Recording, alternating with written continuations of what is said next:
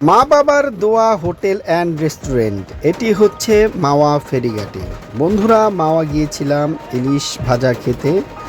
আমাদের সাথে গিয়েছিল আরও 8 জন। তো ইলিশ মাছ দেখে দামাদামি করে কিনে ফেললাম। আমরা দুটো ইলিশ মাছ কিনলাম। সেই দুটো ইলিশ মাছের দাম নিয়েছিল 1600 টাকা। অবশ্য ইলিশ মাছ দুটো মোটামুটি বড়ই ছিল, খারাপ না। ঢাকাতে এর দাম আরও অনেক বেশি। বন্ধুরা, ইলিশ ভাজা খেতে মাওয়ায় আসলে দেখবে খুব সুন্দর পরিবেশ নদীর ধারে। তারপর আমাদের ইলিশ মাছ দুটো কাটা শুরু করলো। মাছ 16 পিস হয়েছে, মাথা আর লেজ বাদেই 16 পিস হয়েছে। তো মাছ কাটাকাটি চলছে। তারপর এই মাছ ভাজা হবে। মাছের গ্রানটা আগের মতো পাচ্ছি না।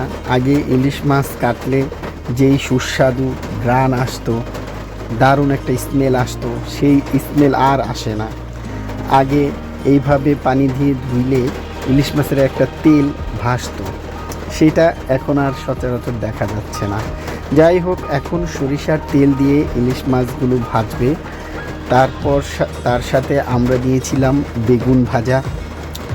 বেগুন ভাজাও তারা এখানে ভেজে দিবে এবং লেজ ভর্তা করে দিবে। বন্ধুরা, মাওয়াতে লেজ ভর্তা মানে ইলিশ মাছের লেজ ভর্তা আসলেই খুব সুস্বাদু। যারা খেয়েছে তারা জানে। আর মাওয়ার ইলিশ মাছ খেতে এসে আমরা দেখলাম এখানে অনেকগুলো রেস্টুরেন্ট। সেই রেস্টুরেন্টগুলো আসলে এত মানুষ এখানে আসে ঢাকা থেকে ইলিশ ভাজা খেতে। সবারই আসলে জাতীয় মাছ ইলিশ খেতে খুবই পছন্দ, তাই সবাই ভালোবাসে এই ইলিশ ভাজা খেতে।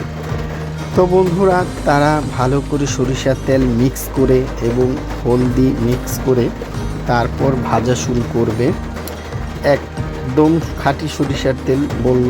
দেখা যাক কীরকম খাঁটি সরিষার তেল। তেল ঢেলে দিয়ে তারা ইলিশ মাছ ভাজা শুরু করলো। আমরা দাঁড়িয়ে দাঁড়িয়ে দেখছিলাম ইলিশ মাছ কীভাবে ভাজে। আমি অবশ্য বলে দিয়েছিলাম মাছগুলো যেন হালকা মিডিয়াম ভাজা করা হয়, এত বেশি যেন ভাজি না করা হয়। বেশি ভাজলে আসলে মাছগুলো একদম কড়কড়া হয়ে যায়। তো সেইভাবে আমাদেরকে ইলিশ মাছগুলো ভেজে দিয়েছে। আমরা ইলিশ মাছ ভাজা হয়ে যাওয়ার পরে সব ইলিশ মাছ নিয়ে সবাই খেতে বসেছিলাম। আমি খাওয়ার ভিডিওটা দিইনি, কারণ আমি খাচ্ছিলাম, তাই ভিডিও কে করবে, কেউ ভিডিও করতে চাচ্ছিল না, তাই খাওয়ার ভিডিওটা করানো হয়নি। যাই হোক বন্ধুরা, খুব সুস্বাদু ছিল, খুব ভালো ছিল। আমার কাছে ভালোই লেগেছে, মোটামুটি খারাপ না।